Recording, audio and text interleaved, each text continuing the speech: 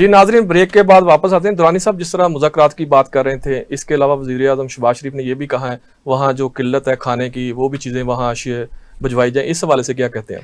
देखें, वज़ीर-ए-आज़म पाकिस्तान ने जो है, मैं समझता हूँ कि शहबाज शरीफ साहब और हमारी जो इस्टेब्लिशमेंट है, specially field marshal Asim Munir साहब, इन्होंने आज़ाद कश्मीर के बारे में हमेशा जो है वो बड़े खुले दिल का मुज़ाहरा किया। जी बिल्कुल। कश्मीरियों के साथ जो लाजवाल मोहब्बत है उसका इज़हार हमें नज़र आता है। जी बिल्कुल। और जिस तरह वज़ीर-ए-आज़म पाकिस्तान ने बरतानिया से जो है वो अपनी कमेटी बनाई और इसका जो है वो सदेबाब करने के लिए नोटिस निकालने के लिए नोटिस लिया। जी। अभी मेरा ख्याल है कि वज़ीर-ए-आज़म पाकिस्तान की अपनी मुदाखलत के बगैर ये मामला हल नहीं होगा। वज़ीर-ए-आज़म पाकिस्तान जब आ रहे हैं तो मेरी अपील होगी कि वो खुद मुजफ्फराबाद तशरीफ लाएं।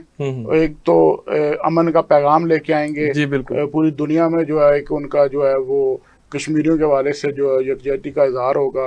और प्लस ये होगा कि वज़ीर-ए-आज़म के आने से ही कुछ मुतालबात जो है शायद वो उससे पीछे हट जाए मुजाहिरीन। जी बिल्कुल। क्योंकि जेस्चर होता है, जब आप कोई बड़ा आदमी आपके घर चल के आ जाता है तो फिर आपके रवैये में भी बड़ी नरमी आ जाती है।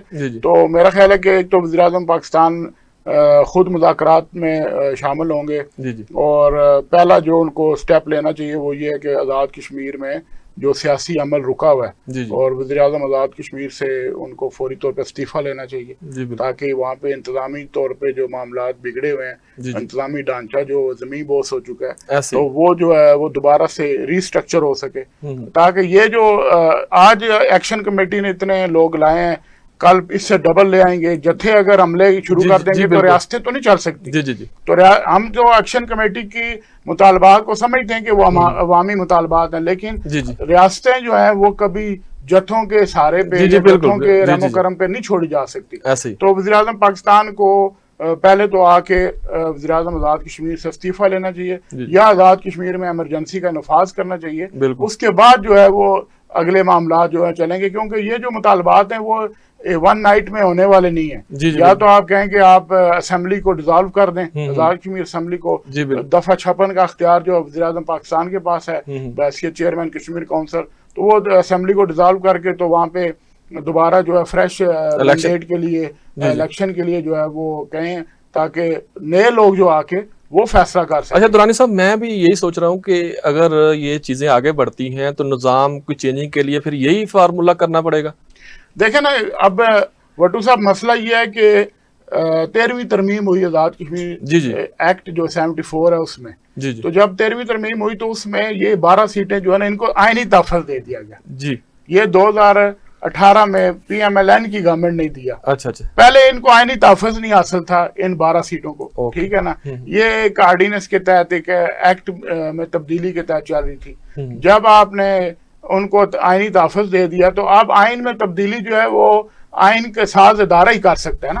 वो कोई 4 लोग 6 लोग एक कमरे में बैठ के तो आइन में तब्दीली नहीं कर सकते। तो उसके लिए फिर ये है कि इनको या तो नया मैंडेट लेना पड़ेगा, बिल्कुल फ्रेश मैंडेट लेना पड़ेगा, क्योंकि वज़ीर-ए-आज़म पाकिस्तान भी यहाँ से तो इम्पोज नहीं कर सकते, कोई ऑर्डिनेंस पास नहीं कर सकते।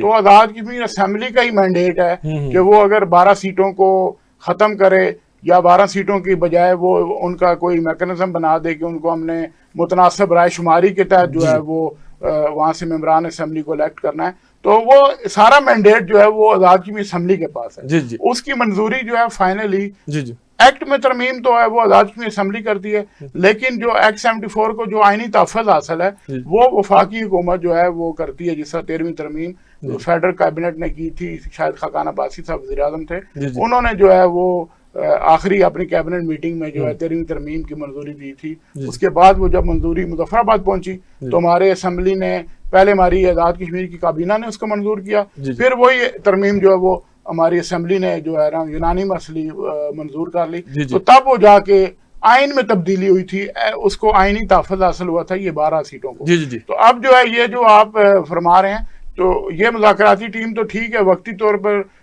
एक मामले को ठंडा तो कर सकती है, लेकिन इस मामले का हल जो है वो वज़ीर-ए-आज़म Pakistan, army chief, president of Pakistan, ये सारे बैठ के स्टेक होल्डर्स बैठेंगे और इसका हल निकालेंगे, तो उसके बाद फ्रेश मैंडेट वाली असेंबली जो है वो कर सकती है। साहिद इकबाल साहब, क्योंकि ब्रीफली जो है मुर्तज़ा दुरानी साहब ने बताया कि आप समझते हैं कि इन हालात में मुज़ाकरात जो हैं वो हल हो सकेंगे जो आपस में बैठकर, या फिर ये जो असम्बली में जाकर ही ये मुतालबात अगर रखेंगे तो वहाँ से हल, इसके बारे में क्या कहते हैं? मुज़ाकरात के हवाले से हमें पुरुमीद होना चाहिए, और जिस तरह से सीरियसली अभी एफर्ट की जा रही है वज़ीर-ए-आज़म पाकिस्तान जी जी जो चीफ एग्जीक्यूटिव भी हैं, उन्होंने खुद इंटरवीन किया है, मैं समझता हूँ कि ये बहुत पहले हो जाना चाहिए था। जी जी जहाँ तक अभी दुरानी साहब ने बात की इमरजेंसी के हवाले से, आज़ाद कश्मीर चूँकि बहुत एहसास खिता है और इसमें इस तरह की कोई एक्टिविटी करने से मैं समझता हूँ कि हिंदुस्तान जैसे मकार दुश्मन को मज़ीद जो भी अफरा तफरी फैलाने के लिए प्रोपोगंडा करने का उनको मौका मिलेगा। इसका वाहिद हल जो उन्होंने बात की कि सियासी एक्टिविटीज़ की बहाली है, और आज अमलन आज़ाद कश्मीर के अंदर MLAs की हुकूमत है। और आपको याद होगा कि ये वज़ीर-ए-आज़म जब इक़्तिदार में आए, रमज़ान का महीना था, हमें याद है कि हम सुन रहे थे कि आज उन एक आदमी के पास 27 बंदे पूरे हैं, 26 हो गए हैं, एक कम है, कभी कहा जा रहा है 2 कम है, और अचानक 3-4 दिन के बाद ये कश्मकश रही और उसके बाद पता चला जी 48 के 48 एक तरफ हो गए। तो किसने उनको इस तरफ इस ट्रक की बत्ती के क्या अवाम जो है इस चीज से पीछे हट गई कि सियासतदानों के पास हमारा हल नहीं है मुतालबात का, तो फिर अवामी एक्शन कमेटी की तरफ बढ़े? ऑफ कोर्स देखें, सियासत इन सारी चीजों को काउंटर करने के लिए सियासी एक्टिविटीज की बहाली बहुत पहले हो जानी चाहिए। जी बिल्कुल। आज कोई पार्टी वहां पे जिम्मेदारी लेने के लिए तैयार नहीं है। बिल्कुल। और मैं जिस खौफ की बात कर रहा हूँ भुट्टो साहब, आप इस चीज का अंदाजा करें कि इस वक्त आज़ाद कश्मीर के अंदर एक चपड़ासी की तब्दीली, तकर्री, तबादले के लिए MLA की सिफारिश और उसकी अप्रूवल चाहिए। कोई वहाँ पे सिस्टम नहीं है, कोई मेरिट नहीं है वहाँ पे। सिर्फ MLAs के इशारे पे पुलिस वाला चेंज होता है, थानेदार चेंज होता है, किसी के ऊपर जुल्म होता है, ज्यादती होती है। और 2 साल पहले वहाँ तनवीर इलियास साहब ने बल्दियाती इलेक्शन करवाए। हमें हमारा सर शर्म से झुक जाता है कि एक डिस्ट्रिक्ट काउंसलर जो 15-20 हज़ार लोगों का नुमाइंदा है, उसको सालाना 5 लाख रुपया दिया जाता है, और वो भी 5 लाख रुपया 1 साल जदोजहद करने के बाद उसको 5 लाख रुपया डेवलपमेंट फंड दिया जाता है। ये सांप बन के बैठे हुए हैं, ये वसाइल के ऊपर, इख्तियारात के ऊपर, तकर्रियों तबादलों के ऊपर, और ये कोई एक दिन में ये मायूसियां नहीं हुई। और आपकी इतला के लिए ये अवामी एक्शन कमेटी, इसमें ऑलमोस्ट 50% लोग एग्जिस्टिंग जो पॉलिटिकल पार्टीज हैं हमारी, उनके लोग बैठे हुए। 50% लोग या 40% लोग आप कह सकते हैं ट्रेड यूनियंस हैं। बाकी 2-4% लोग हैं जो किसी एक मखसूस नजरिए के वो हामिल लोग हैं। मैं समझता हूँ कि उनको बहुत पहले सिंगल आउट करके ये सारी चीजें, ये पॉलिटिकल एक्टिविटीज अगर बहाल होती, और आज भी वक्त है कि पॉलिटिकल एक्टिविटीज को बहाल करके ये सियासतदान इस मसले को काउंटर कर सकते हैं, सियासी पार्टियां काउंटर कर सकती हैं। लेकिन अनफॉर्चुनेटली मैं कहूँगा कि एक मखसूस पार्टी जो मुस्लिम कॉन्फ्रेंस है, उसने बजाय लोगों को मोटिवेट करने के, एक अवामी एक्शन कमेटी ने अपना एक प्रोग्राम दिया, एक एहतजाज की कॉल दी, और उसको उन्होंने काउंटर इस तरह से किया कि इंतजामिया से मिलके फिर उन्होंने जो पहले प्रोग्रामात किए सारी पार्टियों ने मिलके, मैं समझता हूँ कि उन्हें एहसास जिम्मेदारी का मुजाहरा करना चाहिए था। और 29 से कोई 1 हफ्ता पहले सारी पार्टियों ने मिलकर रावलाकोट और बाग के अंदर सियासी जलसे किए।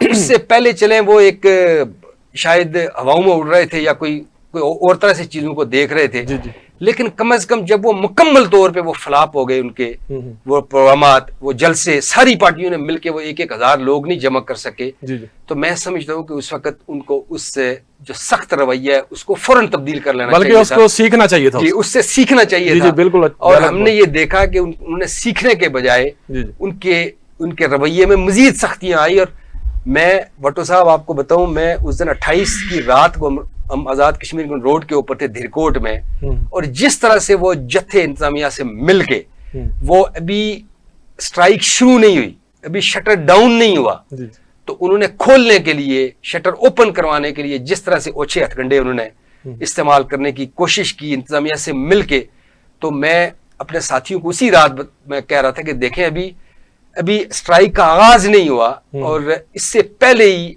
ये इस तरह का इश्ताल यहाँ पे देके, तो अल्लाह खैर करे, हमें तो बहुत ये मुश्किल सूरत नजर आ रही है और बहुत जाने ज़ाया होती दिखाई दे रही हैं।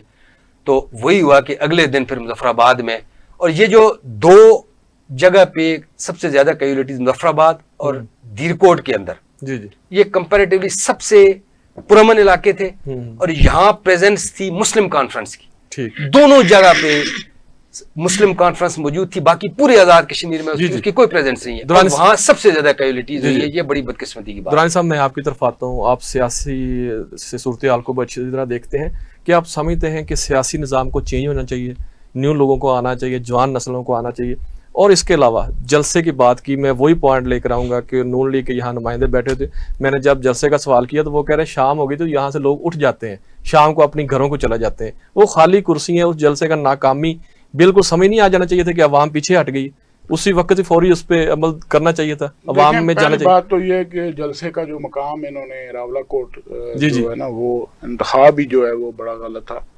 यहाँ पे रावलाकोट में आपको पता है, एक तो पुंछ में एक डिफरेंट किस्म का माहौल है, वहाँ पे अपनी उनकी अप्रोच है, तो वहाँ वो जंगजू टाइप लोग हैं हमारे वहाँ के, समझने के, वो ट्राइबल एरिया है, तो वहाँ तो एक ऑलरेडी एक रिएक्शन की फजा थी पहले से, और एक्शन कमेटी को सबसे ज्यादा जो है सपोर्ट भी पुंछ से ही मिलती है, वहां से मिलती है, और वहाँ पे आपने जलसा रख के, इसका मतलब उनको आपने चैलेंज किया, तो आपको तो चाहिए था अगर आपने फजा बनानी थी तो पहले आप ऐसे मकामात का इंतखाब करते जहाँ पे आप अपने नुमाइंदगी होती, बिल्कुल प्राउड जो आप क्राउड जो लेके आते हैं ना, आप उसके ऊपर रिजवान साहब देखेंगे वहां पे आपकी अपनी फुटिंग क्या है। जी बिल्कुल, वहां तो किसी पॉलिटिकल पार्टी की फुटिंग है ही नहीं, रही नहीं है पुंछ में, इवन के आप बड़े बड़े नाम है दुरानी साहब, वहां से तो इलेक्शन लड़ते हैं, बड़े बड़े नाम है, तो नाम तो बड़े हैं, लेकिन आप ये देखें ये समुंदर अवाम का जो बहा ले गया है इन बड़े नामों को, तो इसलिए जो है वो उनको वहां पे नहीं रखना चाहिए। आप दूसरे दिन देखें उन्होंने बाग में रखा,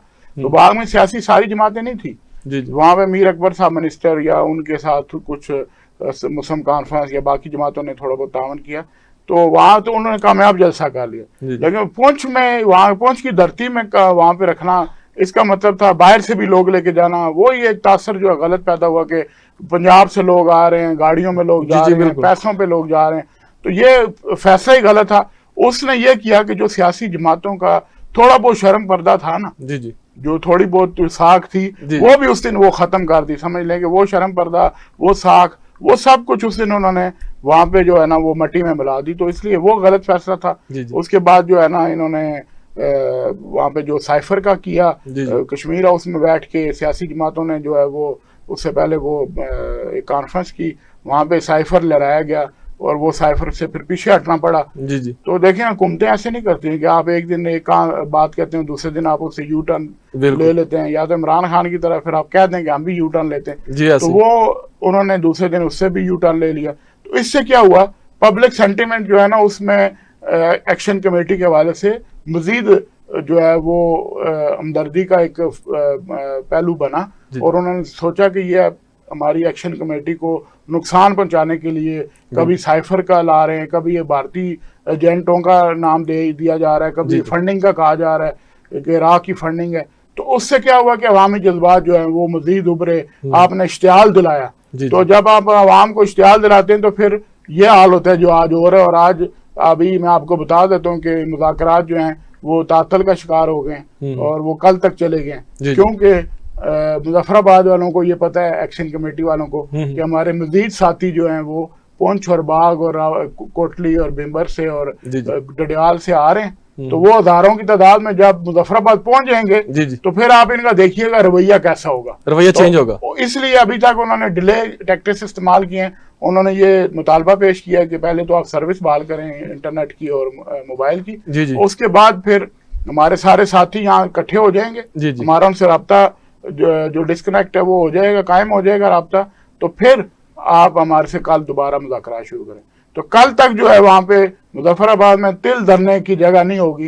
जब अवाम इतनी इकट्ठी हो जाएगी तो फिर आप उनके मुतालबात पे माने ना माने, उन्होंने खुद ही कंट्रोल अपने हाथ में ले लेना है। और मेरा ख्याल है कि वो अपनी काबीना ही ना कहीं अबूरी जो है ना वो वहां पे, क्योंकि अभी आपने इनको नेपाल और बांग्लादेश और इस तरह की एग्जाम्पल्स दे दिए जी। तो ये ना हो कि वहां पे वो कल अपनी अबूरी काबीना, अबूरी वज़ीर आज़म जो है ना वो नामजद कर दें। जी। शाहिद इकबाल साहब, जिस तरह दुरानी साहब कह रहे हैं कि आप समझते नहीं कि ये जो मुज़ाकरात हैं इसका हल वहाँ ही होना चाहिए, और उनके जो मुतालबात हैं जो हल हो सकते हैं, जो पूरे हो सकते हैं, क्योंकि देखें जी 12 जमातों वाला जो आप कह रहे हैं महाजरीन की जो 12 सीटें, वो तो मुतालबात आप असम्बली में जाके ही हल होंगे।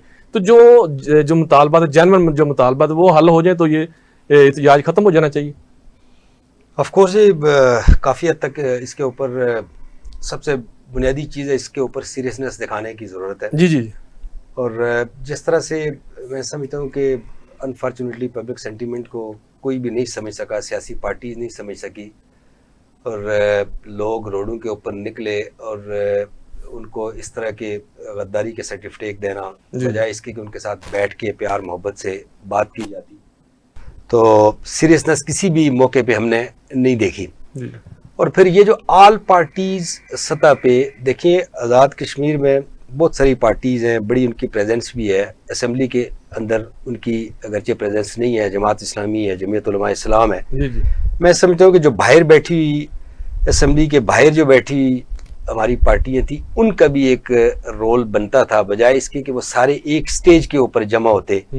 और आपको पता है वैसे ही हमारी सियासत का एक मजाज है कि बहुत सारे लोग अगर एक साथ इकट्ठे हो जाएं तो मुखालिफ उसके जहन में वैसे ही एक मैं समझता हूँ कि शिद्दत पसंदी आ जाती है कि सब मेरे खिलाफ इकट्ठे हो गए।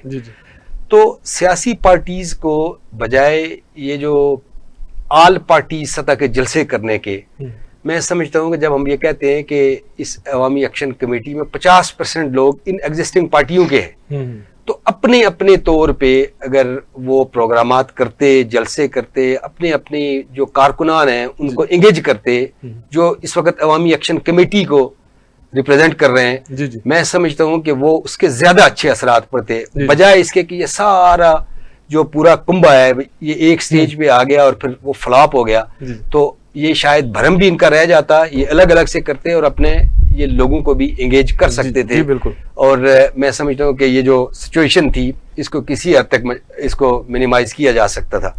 बाकी इंशाल्लाह मैं बड़ी उम्मीद है वफाक ने जिस तरह से मियां शहबाज शरीफ साहब ने इसमें दिलचस्पी ली है, ये बहुत पहले हो जाना चाहिए, पहले हो जाना चाहिए। बहुत बड़ी तादाद अवाम की थी। देखिए इसको किसी भी सूरत में हम डिनाई नहीं कर सकते थे। ये सिचुएशन, एक तो ये जो प्रोपेगेंडा है, मैं आपको दावे से कहता हूँ कि अल्लाह के फजल और करम से ये 9 मई पीछे गुजरा है। आज़ाद कश्मीर के बच्चे ने वहाँ आप उठा के देखें उस सारे इवेंट के दौरान किस तरह से हिंदुस्तान को ललकारा है।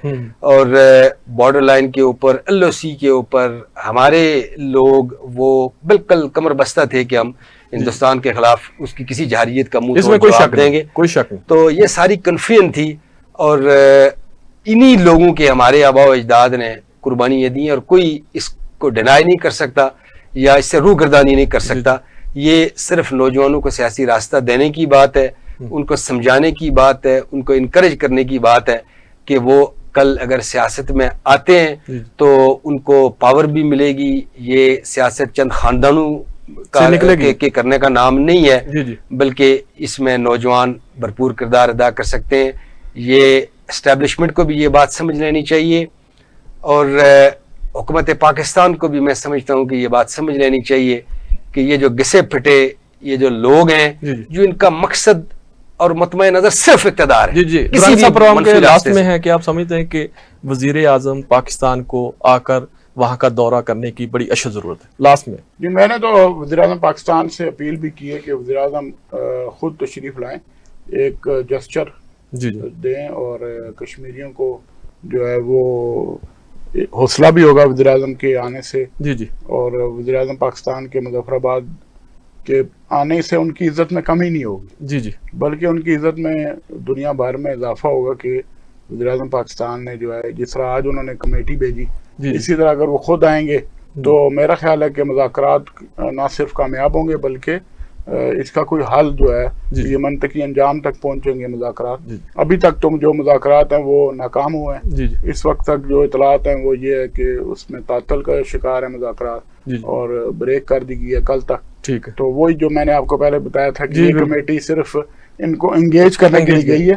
वज़ीर-ए-आज़म पाकिस्तान का असल में इंतजार हो रहा है, वो जब आज रात को पहुंच जाएंगे तो हो सकता है कि वो कल खुद भी चले जाए मुज़फ्फराबाद। तो ये आपके चैनल के लिए भी शायद ये खबर होगी कि वज़ीर-ए-आज़म पाकिस्तान की आमद से पहले जो है वो जो मुज़ाकराती कमेटी है उसके साथ फिलहाल जो है मुज़ाकरात रोक दी गई।